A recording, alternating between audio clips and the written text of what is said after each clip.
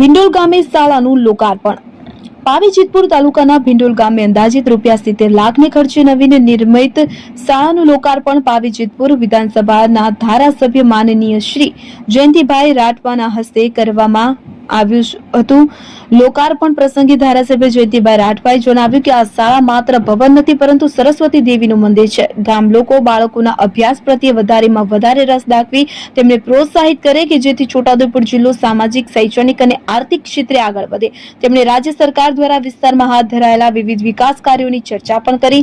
કાર્યક્રમમાં ગામના સરપંચ શ્રીમતી ધર્મિષ્ઠાબેન શંકરભાઈ રાઠવા, તાલુકા પંચાયત સભ્ય પૂર્વ TPO Krishnakantbhai Rathwa, CRC coordinator Narendrabhai તેમજ ગામના આગેવાનો, બાળકો, વાલીઓ મોટી સંખ્યામાં હાજર રહ્યા હતા।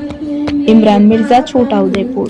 दीप ज्योति नमोस्तुते, दीप ज्योति नमोस्तुते, या रहा लदवला